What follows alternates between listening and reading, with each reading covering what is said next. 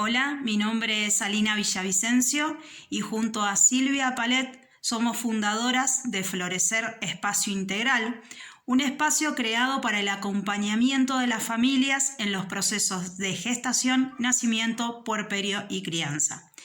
Gracias a la invitación de Relaucapam y en celebración de la Semana Mundial de la Crianza Respetuosa, hoy nos encontramos con ustedes para reflexionar sobre la inteligencia y la educación emocional en la niñez y cuál es el papel que debemos asumir nosotros como cuidadores.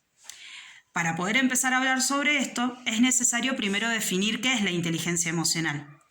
La inteligencia emocional es un término que surge de los años 70, sin embargo recién es conocido a nivel mundial en los años 90 gracias a un psicólogo llamado Daniel Goleman. Daniel Goleman se basaba en el desarrollo de la inteligencia emocional, que es una de las 8 inteligencias múltiples propuestas por Gardner años antes. La inteligencia emocional consiste en el desarrollo de 4 habilidades fundamentales que el ser humano debe encargarse de alcanzar. Y esto se debe a una propuesta que establecía Goleman, en donde planteaba que el éxito de un adulto no tiene que ser solamente su coeficiente intelectual. El coeficiente intelectual representaba el 20% de lo que necesitaba para ser exitoso, mientras que el 80% restante se alcanzaba gracias a la inteligencia emocional. Un ejemplo claro de esto sería que podemos tener la neurocirujana más famosa, prestigiosa e inteligente del mundo, pero si esta neurocirujana tiene la incapacidad de poder comunicarse con sus pares, de poder comunicarse con sus pacientes, el poder reconocer la emocionalidad y poder no solo reconocer la emocionalidad de los demás, sino también su propia emocionalidad y gestionarla, no sirve de nada su inteligencia. Entonces en esto es cuando nos tenemos que enfocar en la inteligencia emocional. En poder reconocer que las emociones son todas buenas. Hay algunas que nos pueden hacer sentir bien, otras que nos pueden hacer sentir mal, pero son todas buenas y necesarias. Que debemos aprender a adquirir herramientas para poder gestionar aquellas emociones que nos hacen sentir mal. El que tenemos que desarrollar la capacidad de poder reconocer las emociones de las personas con las que nos relacionamos, el poder establecer relaciones fluidas y sobre todo la capacidad de automotivarnos y de fortalecer nuestra autoestima. Ahora bien, ¿qué relación tiene con la infancia? Que lamentablemente los modelos de crianza impuestos antiguamente y que lamentablemente siguen en vigencia, como el modelo de crianza autoritario, un modelo adultocentrista, en donde el adulto es el sol y el niño es el planeta que lo rodea, ¿sí? Es un modelo en donde no ayuda al desarrollo de las necesidades fundamentales para poder establecer la inteligencia emocional. Los niños, a través de este modelo de crianza, que lo que les decía, se sigue poniendo mucho en práctica con esta famosa excusa de porque a mí me criaron así y yo me considero un ser humano de bien. Sin embargo, cuando le preguntás con respecto a la emocionalidad, pueden salir un montón de cosas. Entonces, ahí es cuando empezamos a hablar de que este modelo ya no sirve. No sirve el modelo de subestimar las emociones en los niños a través de frases conocidas como, por ejemplo, te lastimaste, no pasó nada, no pasó nada. Si bien lo podemos decir sin querer porque nos enseñaron a decirlo así, no estamos dando cuenta que estamos anulando la emocionalidad del niño en ese momento. Y ahí es cuando empieza a surgir un nuevo modelo de crianza, que es el modelo de crianza democrático y en el que se basa principalmente la crianza respetuosa. En el poder acompañar a los niños de manera integral en el desarrollo de sus emociones, el de no subestimar a ninguna de ellas, en darles herramientas para que puedan gestionar aquellas emociones que los hacen sentir mal, en donde nos dan herramientas como cuidadores para el manejo integral de los berrinches y para poder acompañar a estos niños que van a ser los adultos de mañana. Ahora Silvia va a poder comentarles en qué consiste principalmente las herramientas que debemos adquirir como cuidadores y aquellas cosas que tenemos que dejar de decir. Las habilidades emocionales son uno de nuestros principales desafíos como cuidadores, porque somos los responsables de acompañar a nuestros hijos e hijas en el proceso de reconocerlas y de construir su inteligencia emocional.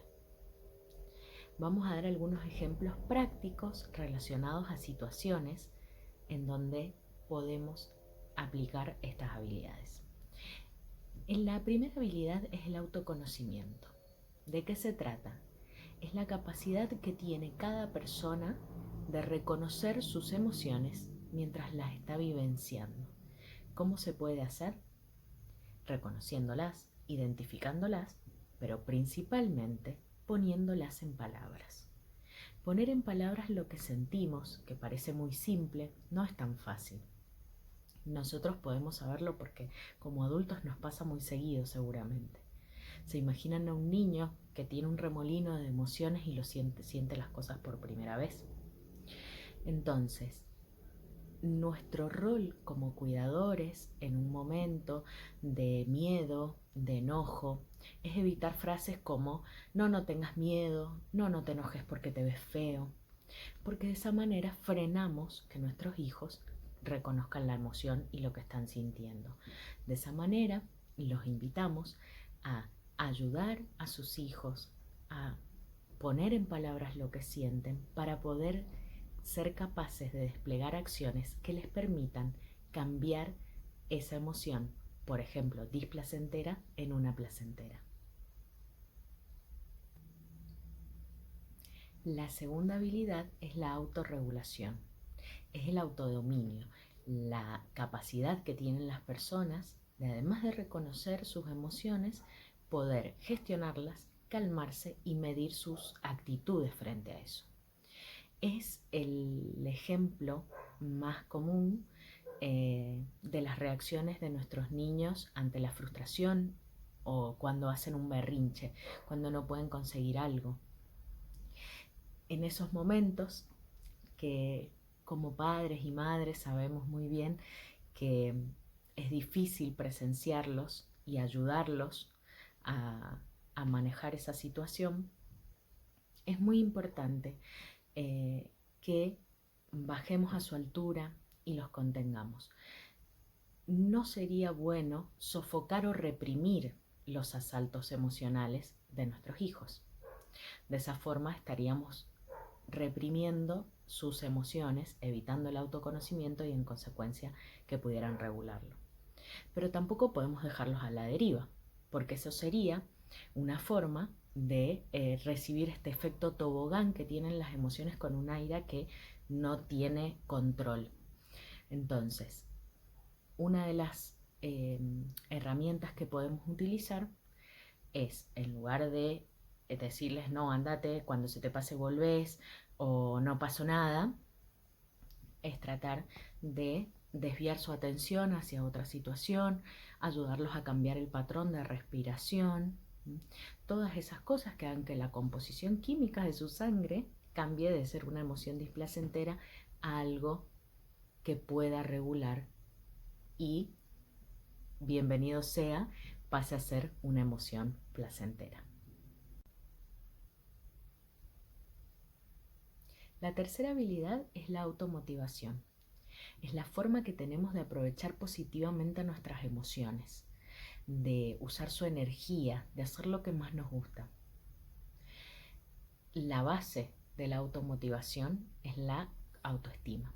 Y para los niños, la construcción de la autoestima es fundamental. Es muy importante que ellos crean en sí mismos, que se sientan capaces de lograr cosas. Entonces, como cuidadores, en situaciones cotidianas, tratemos de evitar frases como ya lo hago yo lo hago más rápido, viste, yo te dije que eso te iba a pasar. Todas esas frases tienen implícito decirles que no pueden hacerlo, que no pueden lograrlo y no son capaces. La automotivación está muy relacionada con la autorregulación. Es importante que sepamos levantarnos después de las frustraciones, regular las emociones y volver a empezar. Entonces los invito a pensar cada día en que mientras más automotivación tengo, más posibilidades de tener éxito en mi vida voy a tener. Y la cuarta habilidad emocional es la empatía. Es la capacidad de reconocer las emociones de los demás, íntimamente relacionada con el autoconocimiento. si yo no soy capaz de reconocer mis propias emociones, tampoco podría hacerlo con las personas del entorno. Y va de la mano con el lenguaje no verbal. ¿Por qué les decimos esto? Porque si yo pretendo preguntarle a mi hijo o hija por qué grita, qué siente o por qué está llorando, pero lo hago sin mirarlo, sin escuchando la televisión o mirando el celular o parado, sin detenerme un segundo a mirarlo a los ojos y preguntarle con cariño qué es lo que le sucede, no estoy siendo capaz de ser empático con ellos. Y eso es una habilidad aprendida. Entonces, los invito a darse ese tiempo de ser empáticos con sus hijos y generar una alquimia emocional que les permita cambiar de una emoción a otra. Entonces vamos a cerrar recordándoles que el coeficiente emocional no es medible como el coeficiente intelectual y no tiene una carga genética tan marcada.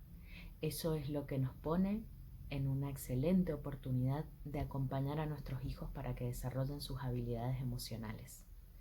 Lo que se puede aprender, se puede educar. Muchas gracias.